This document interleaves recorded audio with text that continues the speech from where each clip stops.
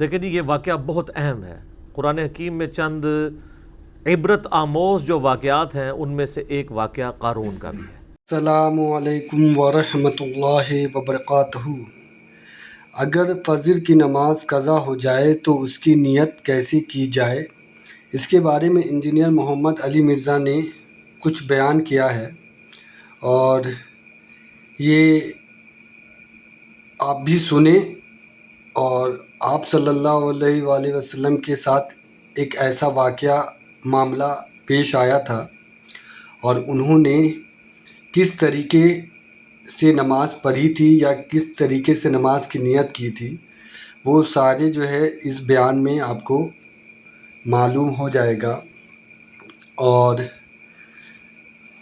اللہ ہم سب کو صحیح وقت پر نماز پڑھنے کی توفیق عطا فرمائے، آمین ثم آمین۔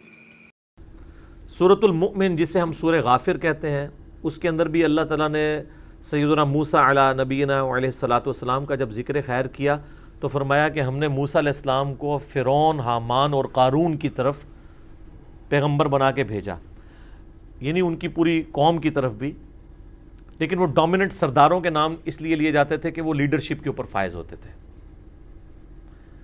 تو فرعون کا تو سب کو پتہ ہے، حامان اس کا وزیر تھا۔ یہ قارون جو ہے نا، یہ اس اعتبار سے بڑا امپورٹنٹ تھا کہ قارون جو ہے یہ موسیٰ علیہ السلام کا کزن لگتا تھا رشتے میں۔ یہ تورات میں ہمیں اس کی ڈیٹیل ملتی ہے، اور قرآن بھی اس کو سپورٹ کرتا ہے۔ وہ میں سورۃ القصص سے آپ کو انشاءاللہ آیات پڑھ کے بھی بتاؤں گا۔ تورات میں ہمیں یہ ملتا ہے کہ یہ حضرت موسیٰ علیہ السلام کا کزن تھا، بنی اسرائیل میں سے تھا، آل فرعون میں سے نہیں تھا۔ لیکن جس طرح یہاں پہ بھی آپ کو پتہ ہے، جب گورے آئے تو انہوں نے ہمارے بڑوں کو خریدا، تو وہ غلام تو گوروں کے ہوتے تھے، حکمرانی ہم پہ مسلمانوں کے نام سے کر رہے ہوتے تھے وائسرائے کی شکل میں۔ اور یہ آج آپ کو جتنے بڑے بڑے لینڈ لارڈ ملتے ہیں، یہ وہ ہیں کہ جن کے آباء و اجداد نے غداریاں کی ہیں مسلمانوں کے ساتھ۔ اس کے ریوارڈ کے طور پہ انہیں انگریزوں نے کہا کہ جی آپ صبح سے شام تک گھوڑا دوڑائیں، جدھر تک پہنچ جائیں گے ساری زمین آپ کی، یہ جو ہزاروں کے نال لوگوں کی نکل رہی ہے۔ تو اسی طریقے سے جو حضرت موسیٰ علیہ السلام کا یہ کزن تھا قارون، یہ ہے بنی اسرائیل میں سے تھا، لیکن حکومت کے ساتھ ملا ہوا تھا، اور بجائے یہ کہ بنی اسرائیل کی کوئی بہتری کی بات کرتا، الٹا یہ بنی اسرائیل کے اوپر ظلم ڈھاتا تھا، اور فرعون کا آپ سمجھ لیں ایک وزیر کی حیثیت سے تھا۔ یہ سورۃ القصص کے اندر اللہ تعالیٰ نے اس کا واقعہ ڈیٹیل سے بیان کیا ہے۔ سورۃ القصص سورت نمبر ہے 28 اور پارہ نمبر 20 کے اندر آپ بالکل اینڈ پہ چلے جائیں نا، آیت نمبر 76 سے آنورڈ۔ اعوذ باللہ من الشیطان الرجیم، بسم اللہ الرحمن الرحیم۔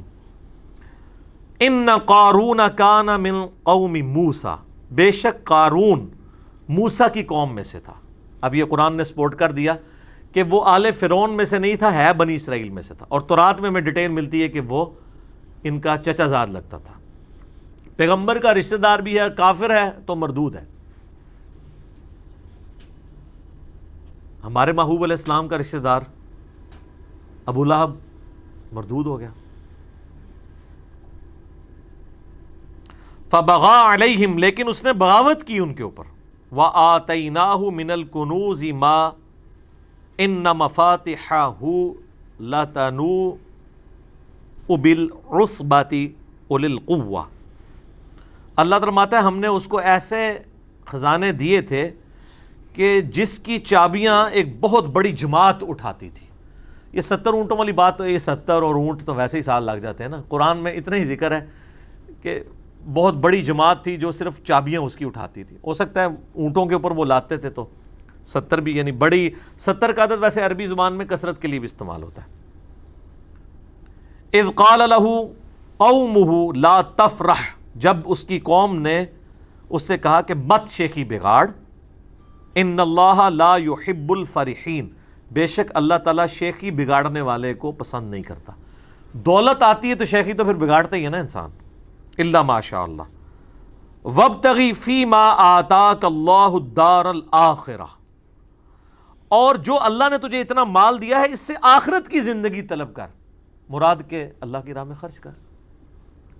جو بخاری مسلم میں حدیث ہے کہ انسان کہتا ہے میرا مال میرا مال میرا مال، حالانکہ تیرا مال تو وہ ہے جو تو نے کھا کے ختم کر لیا یا پہن کر بوسیدہ کر لیا، باقی تو تیرے ورثاء کا مال ہے، یا پھر تیرا مال وہ ہے جو تو نے اللہ کی راہ میں خرچ کر کے آخرت کے لیے محفوظ کر لیا۔ تو نبی علیہ السلام فرمایا تمہارا مال 3 قسم کا ہے، کھا پی لیا، پہن لیا، یا اللہ کی راہ میں خرچ کر کے قیامت کے دن کے لیے محفوظ کر لیا، باقی تمہارے ورثاء کا مال ہے۔ ایک اور حدیث ہے بخاری و مسلم میں، نبی صلی اللہ علیہ وآلہ وسلم نے فرمایا انسان کے 3 دوست ہیں، 2 دنیا میں رہ جاتے ہیں، صرف ایک ہی قبر میں جاتا ہے، اس کا مال اور اس کے رشتہ دار وہ قبر سے باہر رہتے ہیں، اس کے اعمال 7 قبر میں جاتے ہیں۔ تو اعمال میں ظاہر ہے جو مال اس نے خرچ کیا ہوگا وہ 7 قبر میں جائے گا، باقی مال باہر رہ جائے گا۔ ایک اور حدیث ہے بخاری اور مسلم میں، نبی صلی اللہ علیہ وآلہ وسلم نے فرمایا ابن آدم کے پاس اگر سونے کی 2 وادیاں ہوں تو وہ خواہش کرے گا میرے پاس تیسری بھی آ جائے، اس کا پیٹ صرف قبر کی مٹی بھرے گی۔ اسی لیے بخاری اور مسلم دونوں میں آتا ہے، نبی صلی اللہ علیہ وآلہ وسلم نے فرمایا اے اللہ محمد اور آل محمد صلی اللہ علیہ وآلہ وسلم کو بس اتنا ہی رزق دینا کہ ان کی روح اور جسم کا رشتہ برقرار رہے، یعنی سبسسٹنس لیول کے اوپر۔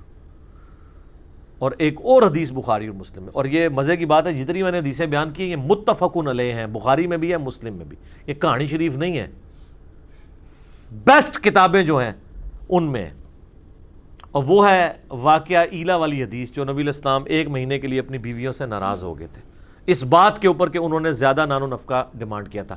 زیادہ کیا تھا؟ کچھ بھی نہیں تھا زیادہ، لیکن وہ نبی علیہ السلام کے فقر کے اعتبار سے زیادہ تھا۔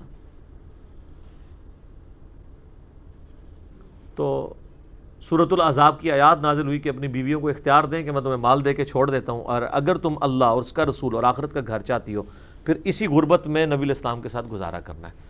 پھر حضور نے ایک ایک بیوی کو آ کے آفر دی، سب نے اللہ اور اس کے رسول کو چوز کیا الحمدللہ۔ تو اس حدیث میں آتا ہے وہ جو نبی علیہ السلام 1 مہینے تک ناراض ہو کے اپنی بیویوں سے چھت پہ چلے گئے، تو حضرت عمر فاروق جب ملنے کے لیے گئے تو نبی علیہ السلام ایک چٹائی پہ لیٹے ہوئے تھے، آپ کے اوپر کرتا بھی نہیں تھا، صرف تہمت باندھی ہوئی تھی۔ اٹھ کے بیٹھے تو چٹائی پہ جب نشان چٹائی کے جسم پہ دیکھے تو حضرت عمر کی آنکھوں سے آنسو نکلے، کہا یا رسول اللہ آپ اللہ کے رسول ہیں اور کیسر و کسرا دنیا کے مزے لوٹ رہے ہیں، اتنی بڑے بڑے ان کے محلات ہیں، اور آپ تو اللہ کے رسول ہیں، یعنی آپ کو یہ سب کچھ ملنا چاہیے تھا۔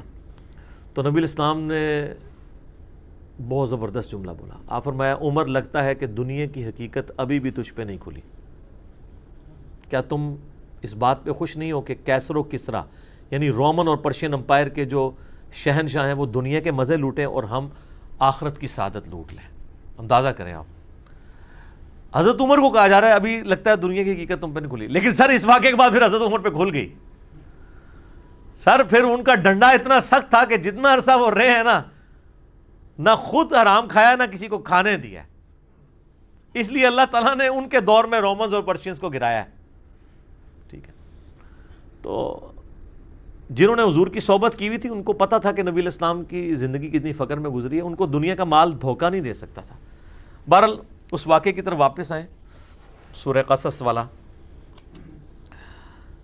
تو اس کے ساتھیوں نے کہا کہ تجھے جو اللہ نے دیا ہے نا اس سے آخرت طلب کر، وَلَا تَنْسَ نَصِيبَكَ مِنَ الدُّنْيَا، اور دنیا میں بھی جو تو نے خرچ کرنا ہے اپنے لیے لوگوں کے اوپر اس کو بھی بے شک مت بھول۔ ہم یہ نہیں کہتے کہ سب کچھ اللہ کی راہ میں ہی خرچ کر دے، اپنا بھی حصہ لے اس میں سے۔ وَأَحْسَنِ كَمَا أَحْسَنَ اللَّهُ إِلَيْكَ، اور تو لوگوں کے اوپر احسان کر اس مال کے ذریعے جس طرح اللہ نے تجھے مال دیا، یعنی اللہ کے دیے ہوئے میں سے اللہ کی راہ میں خرچ کر، غریبوں کے اوپر لگا۔ وَلَا تَبْغِ الْفَسَادَ فِي الْأَرْضِ، اور دیکھ اس کے ذریعے زمین میں فساد تو مت بچا۔ اگر تجھے دولت ملی ہے، یہاں پہ بھی آپ دیکھ لیں جس کے پاس دولت آئی ہے وہ ڈان بنا ہوا ہے، اس کے لیے جناب بڑا وکیل کیا جج کرنا بھی کوئی مسئلہ نہیں ہے، وہ جج بھی کر لیتے ہیں۔ ظاہر ہے ججوں نے کئی فیصلے دیے ہیں نا ایسے کہ جی ان کے اپنے جج بکے ہوئے تھے، تو وہ کسی نے پیسہ لگایا تو بکتے ہیں نا۔ ان اللہ لا يحب المفسدین، بے شک اللہ تعالیٰ زمین میں جو فساد کرنے والے ہیں نا ان کو پسند نہیں کرتا۔ اب اتنی زیادہ نصیحت سننے کے بعد دماغ کا خمار دیکھیں کہ قارون جواب میں کیا کہتا ہے۔ قال انما اوتیتہ علی علم عندی، وہ کہنے لگا یہ جو کچھ مجھے حاصل ہوا ہے یہ تو میرا کمال ہے، یہ میرے علم کی بدولت ہوا ہے، میرے پاس جو ہنر ہے، میں بڑا یعنی ہوشیار آدمی ہوں، میں نے بڑی چلاکی کے ساتھ بڑے صحیح ٹائم پہ انویسٹمنٹ کر کے جناب فلانی جگہ پلاٹ لے لیا سی، آج جناب میرے اثاثے اتنے ہوئے ہیں۔ آج کل ٹی وی پہ آپ سوشل میڈیا پہ دیکھ رہے ہیں نا، بڑے بڑے شریف لوگوں کے اثاثے ڈسکس ہو رہے ہیں، جو دنیا کو یہ بھاشن دیا کرتے تھے کہ فلاں حرام خور ہے، فلاں کی جداد اتنے گنا ہوگی، اپنی جدادیں آئی ہیں، اور جو لوگوں کہتے تھے ان کی تلاشیاں لو، اب یہ بھی اپنی تلاشیاں دیں نا، ٹھیک ہے، نام لیے بغیر۔ تو جو لوگوں سے تلاشی مانگتا ہے اس کو اپنی تلاشی دیتے ہوئے کوئی غصہ نہیں کھانا چاہیے، اس کو کہنا چاہیے جناب یہ میرا منی ٹریل ہے، یہ دیکھیں جناب، اس کی بجائے یہ کہنا شروع کر دے نہیں اس نے بھی دیکھو، یہ وہی ہے کہ پتر تو کیوں فیل ہویا، ابا جی تھوڑے دوست دا منڈا بھی فیل ہو گیا ہے۔ بھئی اگر ابا جی کے دوست کا بیٹا فیل ہوا ہے تو اس کی وجہ سے تیرا فیل ہونا جسٹیفائی نہیں بیٹا، ٹھیک ہے، یہ کوئی جسٹیفیکیشن نہیں ہے۔ بہرحال وہ کہنے لگا میرے پاس علم ہے خاص جس کی وجہ سے میں نے، اسی لیے ہمیں دعا سکھائی گئی ہے، سنن ابن ماجہ میں حدیث ہے نا کہ فجر کے بعد نبی علیہ السلام کیا دعا کرتے تھے؟ اللہم انی اسألک علما نافعا ورزقا طیبا وعملا متقبلا، میں ایسا علم تجھ سے مانگتا ہوں جو نفع مانگتا ہوں، اور رزق مانگتا ہوں جو پاکیزہ ہو، اور عمل ایسا مانگتا ہوں جو تیری بارگاہ میں قبول بھی ہو، ریاکاری کی نظر نہ ہو جائے۔ کتنی پیاری دعا ہے، علم نفع والا نقصان والا نہ ہو۔ علم دین بھی نقصان بن سکتا ہے اگر آپ اس کو بیچنا شروع کر دیں، اور عمل بھی، نیک عمل بھی آپ کے لیے نقصان کا باعث بن سکتا ہے اگر اس کے اندر ریاکاری آ گئی، دکھلاوا آ گیا۔ یہ تو پھر لادہ سے ایک ٹاپک ہے۔ اللہ تعالیٰ فرماتا ہے اولم یعلم ان اللہ قد اہلک من قبلہ من القرون، کیا قارون نے یہ نہیں دیکھا تھا کہ بے شک اللہ تعالیٰ نے اس سے پہلے بھی کئی قومیں ہلاک کر دیں، من ہوا اشد منہ قوۃ واکثر جمعا، جو اپنی قوت اور مال جمع کرنے کے اعتبار سے قارون سے بھی زیادہ مال تھا ان کے پاس۔ اللہ تو وہ ہے جس نے ان کو بھی ہلاک کر دیا تھا، تو یہ قارون کو اپنے جو مال کے اوپر اتنا بڑا زوم ہے یہ کس بنیاد پہ تھا؟ وَلَا يُسْأَلُ عَنْ ذُنُوبِهِمُ الْمُجْرِمُونَ، اور جو مجرم ہیں ان سے ان کے گناہوں کے بارے میں نہیں پوچھا جائے گا۔ یہ نہیں پوچھا جائے گا، یہ لٹریچر کی زبان میں بات ہو رہی ہے کہ اللہ تعالیٰ کو پوچھنے کی ضرورت نہیں ہے، اس کو پتہ ہے کہ انہوں نے کیا کرتوت کی ہیں، یعنی جب عذاب آئے گا تو پھر نہیں پوچھا جائے گا کہ حضرت صاحب عذاب لے آئیے توڑے، بغیر پوچھے اٹھا کے تو اللہ تعالیٰ ان کو تباہ و برباد کر دے گا۔ اور یہی قارون کے ساتھ ہوا ہے جناب، سنیں یہ بھی ڈراپ سین آ رہا ہے اس کا۔ فخرج علی قومہ فی زینتہ، تو ایک دن وہ بڑی زینت کے ساتھ، آج کے دور میں آپ کہہ لیں کہ جی بڑی مہنگی گاڑی کے اندر بڑے مہنگی گھڑی پہنے ہوئے اور بڑے مہنگے جوتے اور کپڑے پہنے ہوئے نکلا۔ قال الذین یریدون الحیاۃ الدنیا، تو وہ لوگ جو دنیا کی زندگی کے طلبگار تھے وہ کہنے لگے یا لیت لنا مثل ما اوتی قارون، کاش ہمیں بھی اتنا مال ملتا جو اللہ نے قارون کو دیا ہے۔ یہاں پہ بھی آپ دیکھ لیں نا، کسی کی فلم بھی کامیاب ہونا وہ کہتا ہے اللہ کا فضل ہے، جس نے حرام خوری سے بہت زیادہ پلاٹ بنا لیے وہ بھی کہتے ہیں جی اللہ کا فضل ہے، تھوڑے سے مال میں اللہ نے برکت دی ہے جی، میں تو کچھ بھی نہیں سا وہ فضل ہے۔ تو ڈیپ ڈگ کرو تو پھر تمہیں پتہ لگے نہیں کتنے کتنے کام پائے نے اتنے تک پہنچنے واسطے۔ بعض لوگ ناراض ہوئے ہیں، میں نے یہ جو دعویٰ کیا تھا نا کہ جو بھی ارب پتی ہے نا میرے بھائی، کہیں نہ کہیں اس نے ڈنڈی ماری ہے، رزق کے حلال رزق کے اوپر کوئی شخص اتنا اوپر نہیں کبھی جا سکتا، کہیں نہ کہیں اس نے کمپرومائز کیا ہے اصولوں کے اوپر۔ تو اس کے نا جواب میں کئی لوگوں نے نیچے کومنٹس کیے کہ علی بھائی اس کا مطلب ہے آپ یہ کہہ رہے ہیں کہ حضرت عثمان نے بھی کیا ہے یہ، یار بات کر رہے ہیں تواڈے بابیاں دی، تسی پہنچ گئے ہو خلفائے راشدین ہوتے، ٹھیک ہے، ہم تو آپ کی بات کر رہے ہیں، ان کی تو سند نازل ہوئی ہے قرآن و سنت میں، اور دوسرا ان کے پاس وہ مال نہیں تھا جو آپ کے پاس مال ہے۔ خلفائے راشدین کا تو سارا مال جمع کریں تو ایک ایک پراپرٹی ڈیلر کے پاس اس سے زیادہ مال موجود ہے، تو ان کی مثال آپ لوگ کیوں دیتے ہیں؟ آپ اپنی بات کریں کہ آپ نے کہیں نہ کہیں جو ہے وہ لوگوں سے ناجائز زمینیں ہتھیا کے اپنے مال کو ڈبل کیا ہے، کہیں پہ سودی قرضے لیے ہیں، کہیں بدماشی سے ہتھیایا، کہیں پہ فائلوں کو پہیے لگائے ہیں، وہ تو خود بول کے لوگ کہتے ہیں۔ تو کہنے لگے کاش جو قارون کو دیا گیا نا اس طرح کا فضل ہمارے پہ بھی ہوتا. انہو لذو حظ عظیم, یہ تو بڑا قسمت کا دھنی ہے, اللہ نے اس کو اتنا دیا, اللہ نے دیتا ہے نا جی, تو ہم تکلیف ہے سانو نہیں تکلیف, جہدے کول ہے نا انہوں ہی تکلیف کٹنی پینی آخرت وچ. وقال الذین اوتوا العلم, اللہ تعالیٰ فرماتا ہے جو علم والے تھے نا, یہاں اب آپ کو پتہ چلا ہے کہ دولت کے اوپر لگام علم کی ہونا پھر انسان صحیح رہتا ہے. اللہ تعالیٰ فرماتا ہے جن کو اللہ نے علم دیا تھا نا, جب انہوں نے ان کی یہ بات سنی نا کہ یہ بڑا خوش نصیب, انہوں نے کہا ویلکم ثواب اللہ خیر لمن آمن وعمل صالحا, ان کا تمہاری خرابی ہو, اللہ کے حضور جو اجر ہے وہ اس سے بہتر ہے ان لوگوں کے لیے جو ایمان لائے اور نیک اعمال کیے. ولا یلقاها الا الصابرون, لیکن اس کو وہی لوگ حاصل کر پائیں گے جو صبر کرنے والے ہیں. ایک یہ معنی ہے, اور دوسرا معنی یہ ہے کہ اس حقیقت تک وہ لوگ پہنچیں گے, اس علمی حقیقت تک کہ یار اصل زندگی تو آخرت کی زندگی ہے جو صبر کرنے والے ہیں. دونوں معنی بیک وقت درست ہیں.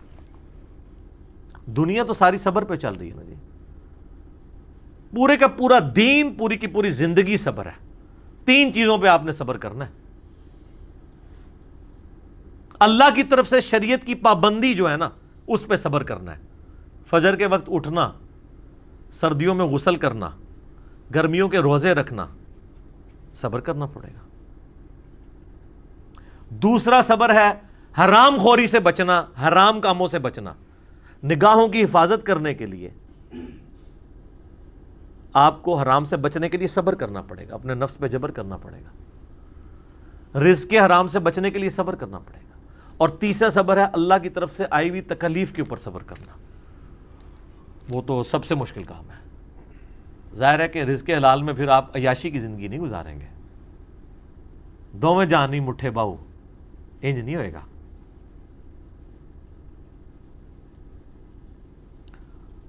فخسفنا به وبداره الارض, تو اللہ تعالیٰ ہمارا ہم نے اس کو اس کے محل سمیت, خزانے سمیت زمین میں دھسا دیا. فما کان له من فئۃ ینصرونہ من دون اللہ, پھر اس کے پاس کوئی ایسی فوج نہیں تھی, کوئی ایسی جماعت نہیں تھی جو اللہ کے مقابلے پہ اس کی مدد کر سکتی. وما کان من المنتصرین, اور نہ ہی وہ بدلہ لے سکتا تھا کوئی اللہ تعالیٰ سے اس کے اس معاملے میں.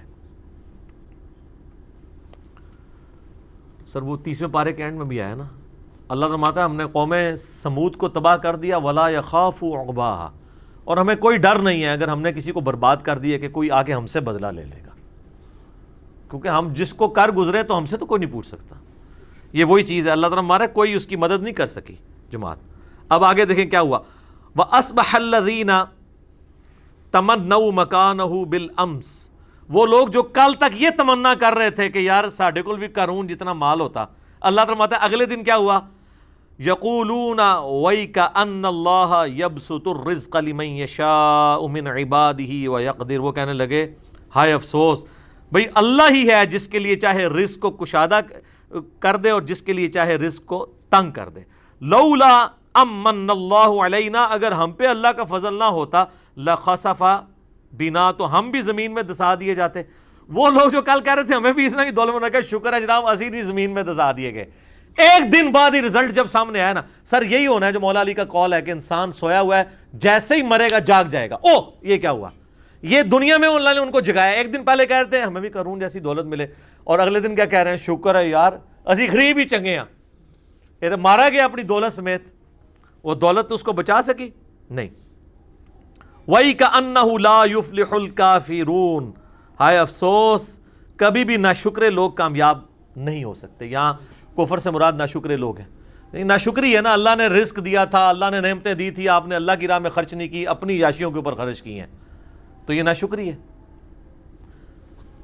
یہ اذانیں شروع ہو جاتی ہیں انشاءاللہ. بقیہ کے سوالات اذان کے وقفے کے بعد انشاءاللہ.